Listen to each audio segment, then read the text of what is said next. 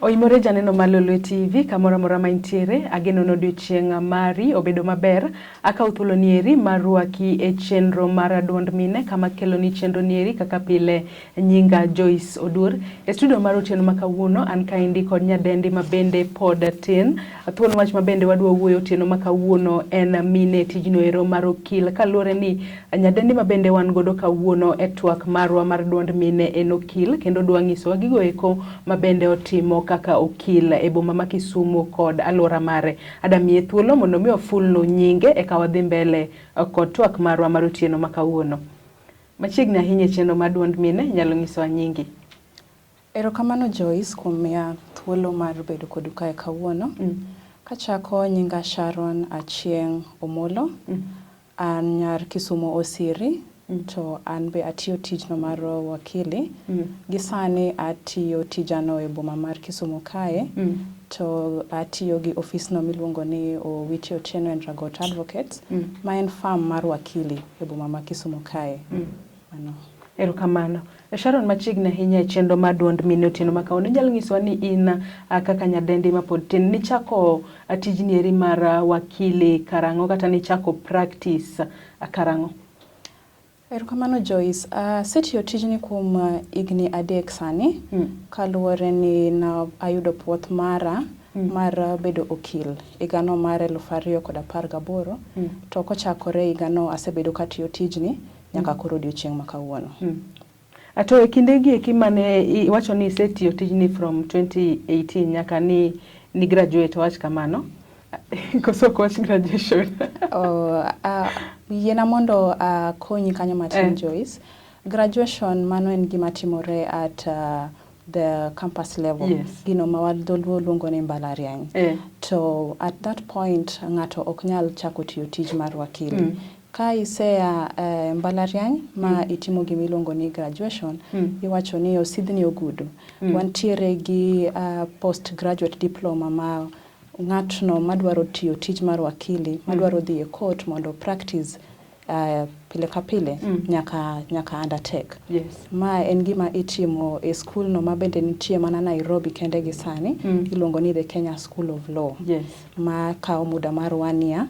And then koa kanyo kendo nyaka ibed gi attachment miyudo ka in placed kata e office mora mora makoro itiegori itimo the practical bit gik makoro inyalo nyisi ni mae kaka koro tijni itiyo kendo mano kendo kao muda mar dweche 6.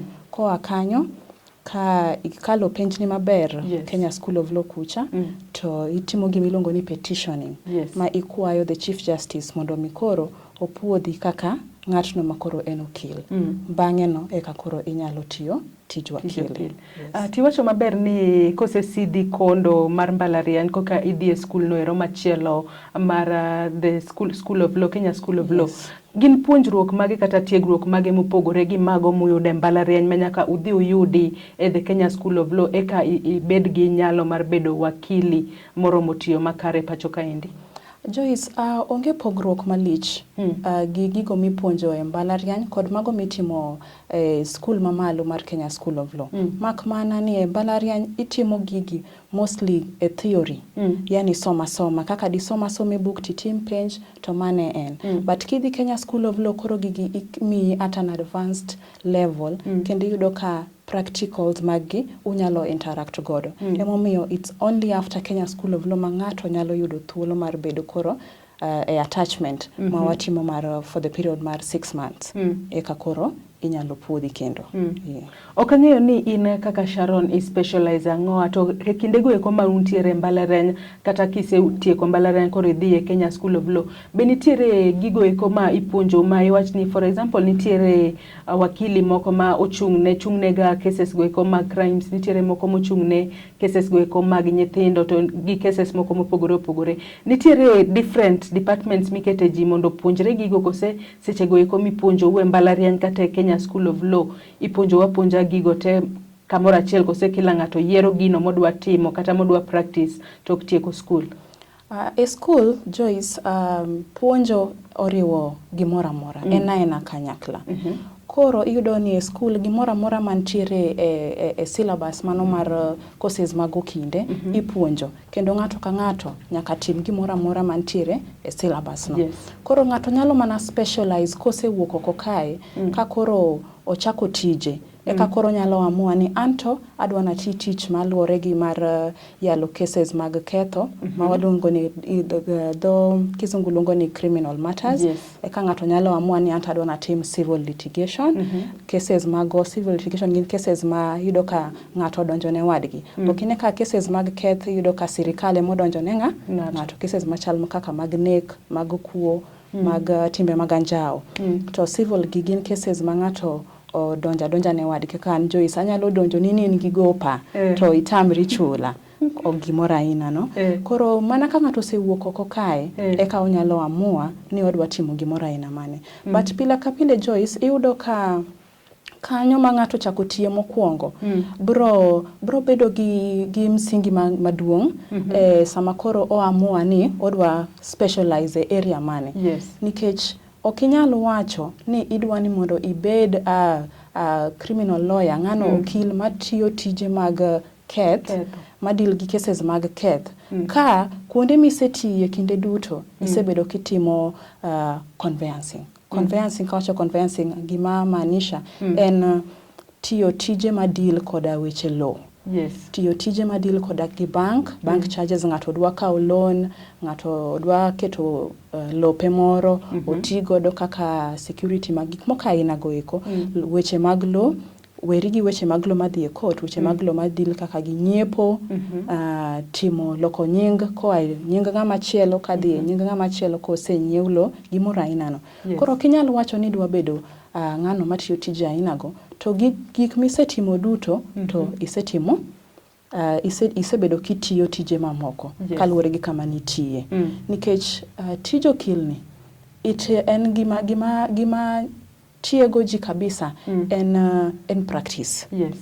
Nyaka itim gimoro ekibro bedo maber e tiji. Kinde duto gimitimo sana mibro bede maber. Okinyal wacho ni abro bedo okil, abro bedo maber e timo tijni to gino to ikia kata kaka itime, pok nitime ga nyaka nene. Koro yudo ka mana ka ng'ato osetiyo kama chielo, yudo ka jomoko tiye offices ma timo cases mang'eny.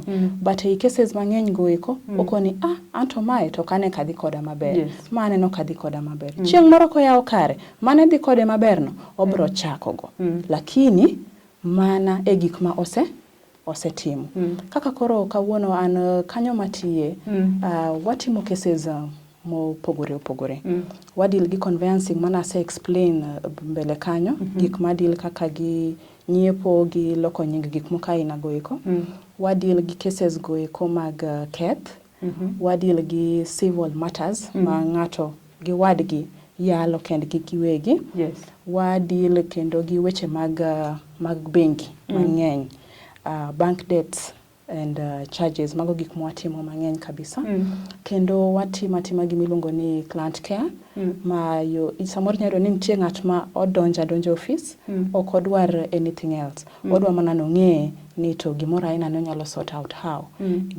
Watimo kendo mediation, ma ng'ato mediation en kaka kawo ji ariyo ma osebedo gi tulo mondo ikonygi tieko tulo mane kindgi noeko. Koro gik mwatimo office kacha ng'eny. Kaka isewacho ni gik ma utime office ng'eny, to in kaka Sharon iwacho ni ka ng'ato dwa e kinde go eko mutimo gigi eki mang'eny, inyalo neno ni an kaka Sharon maybe abere mediation kata abere weche gi eki mag bank kata gik mopogore kata mag law. In kaka Sharon koro inyalo wacho ni passion mari nitiere kanye gigo temo utime office go eko, to nikech ang'o ma kata chieng' isewacho ni se practice kuom thuolo mar higni 3 makata chieng' moro in future inyalo gombo mondo mi in bi yaw kari mondo specialize e gino ma ihero. Joyce, an passion maneno ka antiere godo en mar litigation. To ka wacho litigation maanisha both civil koda ka gi criminal. To ka adok korka civil, anyalo wacho kendo ni gimomiyo ahere en nikech omiya exposure maber. Sama pile ka pile kidhi e court, sami itimo cases, iyudo ka gimoro nyaka bi mapok nitimoga nyaka nene. Gino duoki e buk ni nyaka idhi mitim ang'o? Misom. Sami some imedri. Nikech koro experience mari koda kakiparo medre. Ai kendo ahero cases mag nyithindo nikech pile ka pile nyithindo gina jotendwa makiny. Koro gimoro amora madil gi nyithindo ahero kabisa mar mondo mi atim. Ahero kendo timo cases madil kod family matters. Kwa wacho family matters awacho gik madhi kaka divorce,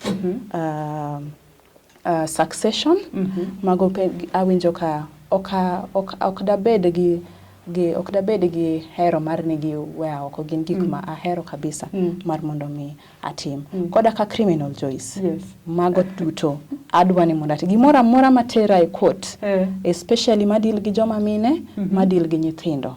Ahero kabisa mar mondo mi atim justice. Janeno mar Lolwe TV wabiro kawo yoyo matin kaeto wabiro duogo telo mar ariyo mar chenro nieri mar duond mine. Aka studio mar otieno makawuono an kaendi koda Sharon Achieng' Omolo mabende en wakili ka bendo nyisa kaendi nosebedo wakili kuom thuolo mar higni 2 koro kendo osetimo cases go eko mopogore opogore mabende owacho ni osetimo maber kendo no loyo buche makamago e doho. Wabiro kawo yoyo matin kaeto wabiro duogo telo mar ariyo mar chenro nieri ka otieno makawuono thuon wach mabende wawuoye en mine e tijno ero mar Okil. Imedo mana kete e TV marwa mar Lolwe.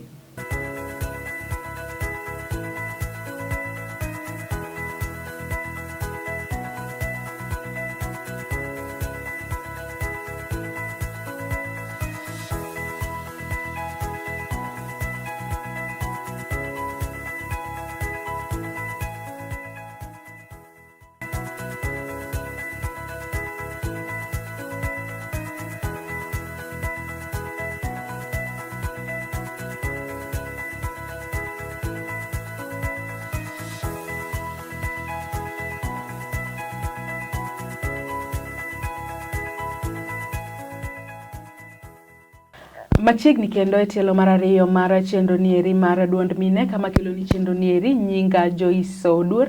E studio mar otieno makawuono an kaendi kod nyadendi Sharon Achieng' Omolo mabende en wakili e boma nieri ma Kisumu ka bende nyisa kaendi nosebedo wakili kuom thuolo mar higni 3 koro ka bende otimo cases mopogore opogore e migao no ero kata agency no ero mabende otie boma nieri ma Kisumu. Akawo dhi mbele kotwak makamaendi Sharon. Inyalo nyiso ni thothne ji wachoga ni lawyers are liars kata joma okil gin jo miriambo. Be en adiera koso ok en adiera nikech yudo ni seche moko ng'ato otimo ketho mar adiera to obiro to kawo wakili to wakili dhi defend to ng'e maber ni ketho makamano to otimo. Joyce, erokamano. Wachno osewachore mang'eny. Lawyers are liars. Yani okinde gin jo miriambo.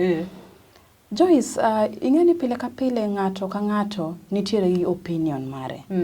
To kisa mibiro ira ka in gi shida, shida no ema wadwa ni mondo watatua. Kibiro ira minyisa ni itimo ketho moro. Ing'eni sami open up koda, ayudo kaka anyalo kunyi. To kanyal dhi mbele doho tawacho ni Joyce to nonyisa notimo ketho makama. Hapa ni kanye ma wach mar ni okinde gin jo miriambo donje. Lakini mano tijwa kendo mano kaka wabedo train mondo mi wati tijno ero. Nyaka wayud kaka wanyalo timo cases mag clients wa ma pile ka pile ka watimo cases gito interest mar client ema wan godo at heart.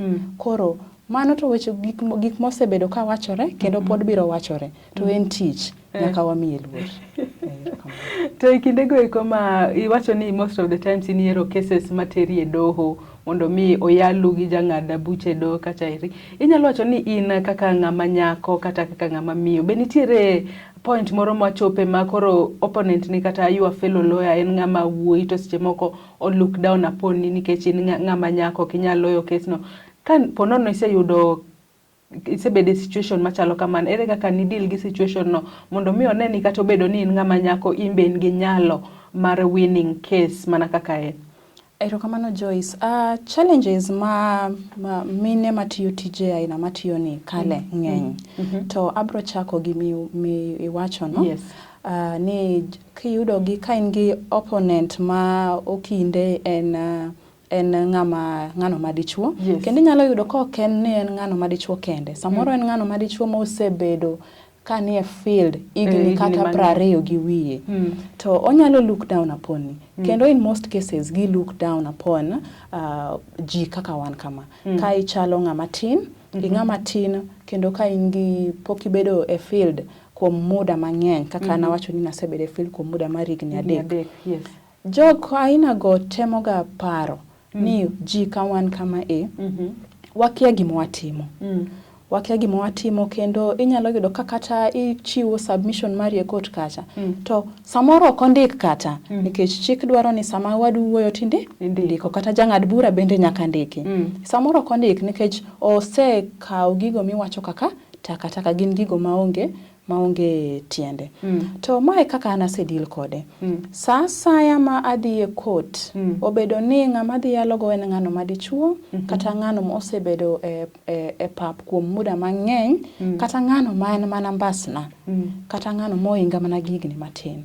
Samoro be nitie jok ma osebedo mana kuom higni achiel, koro in inge gigni ariyo. Nyaka ibed king'eyo ni kes materi e court kata en kes mane. Nyaka iyud ka imiri thuolo mar somo. Familiarize yourself gi gino mora mantiere e alwora mar gino materi e court.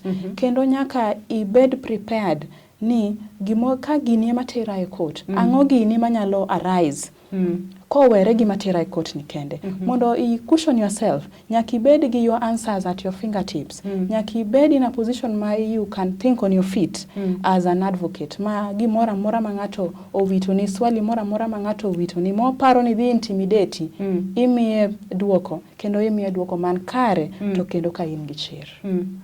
Kopogore gi mano, iwacho ni challenges ng'eny, inyalo nyisowa ni gin challenges kaka mage kendo ma uthoro romo godo e field ahinya to in kaka nyadendi ma pod tin. Challenges ng'eny Joyce. Mokwongo wantiere gi kaka society nenowa. Iyudo ka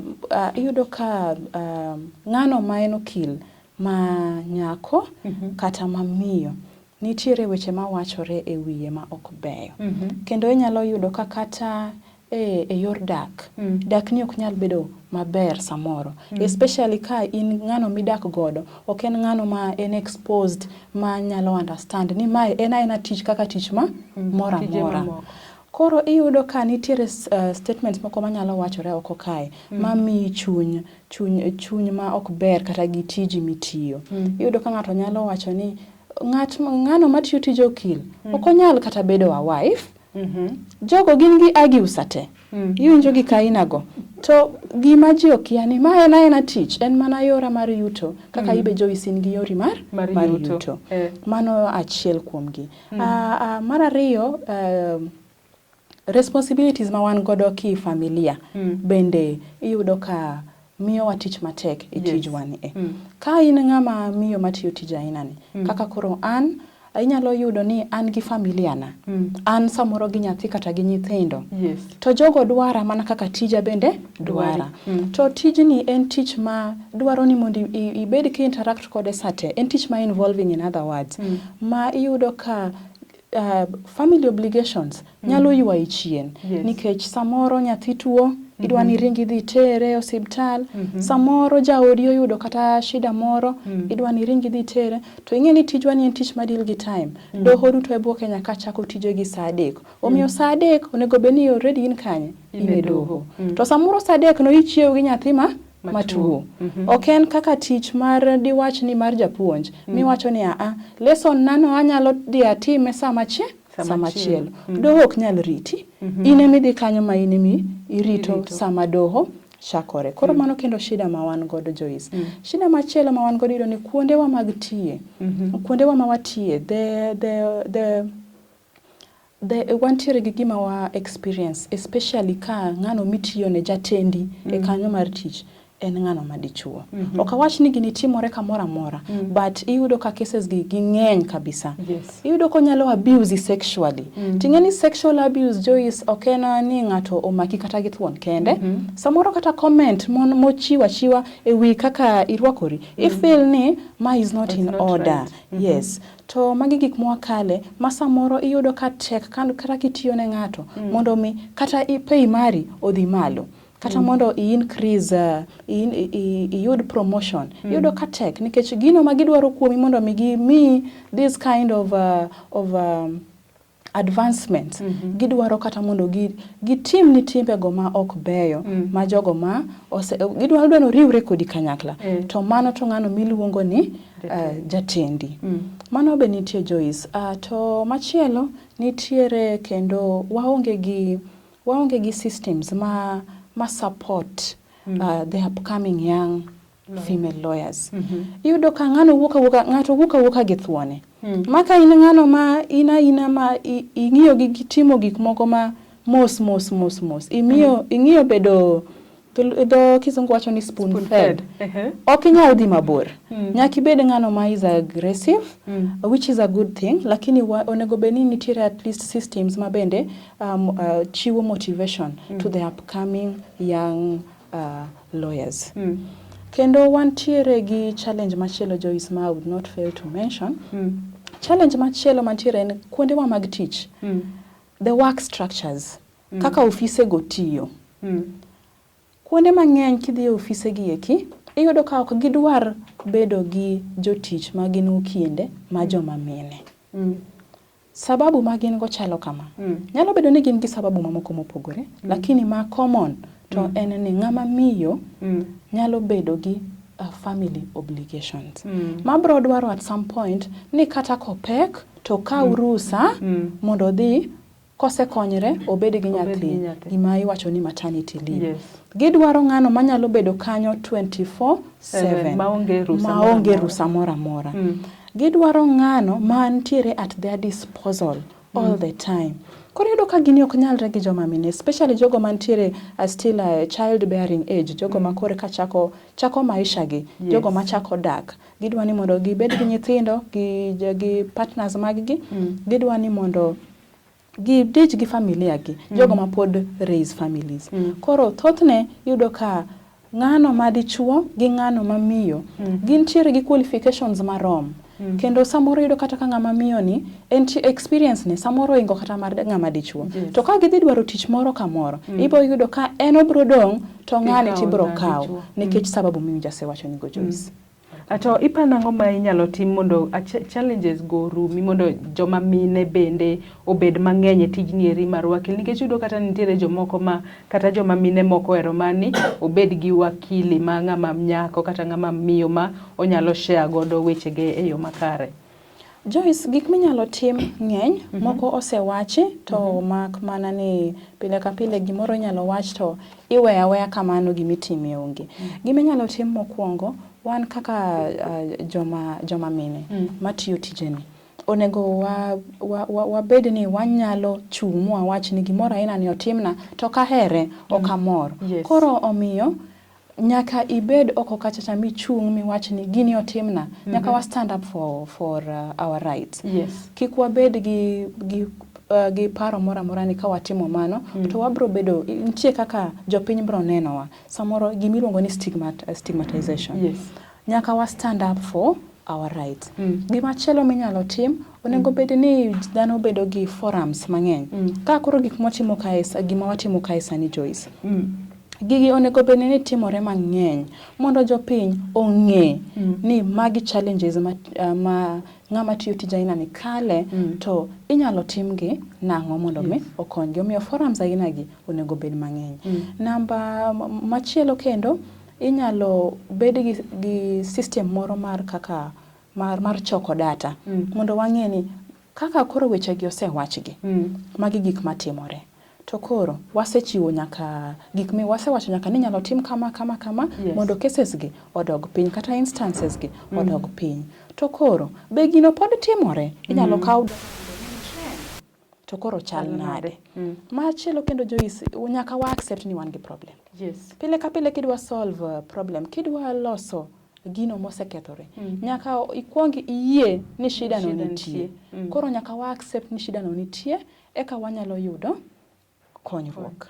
Machielo kendo wanyalo temo mondo watim gimiluongo ni sensitization.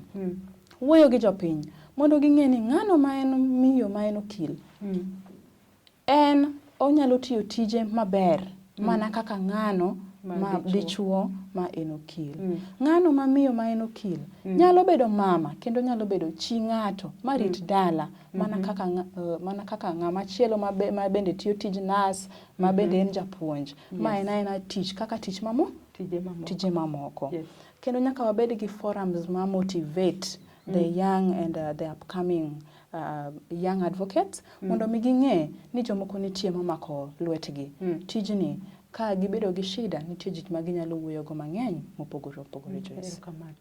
Ajanno mar Lolwe TV de wagomba inyadhi mbele kotwak marwa mar otieno makawuono, lakini nyisa ni sa marwa manomiwa oserumo. Agikanye mwachopo godo e giko mar chenro mar duond mine ma bende ne waikoni e Lolwe TV otieno makawuono.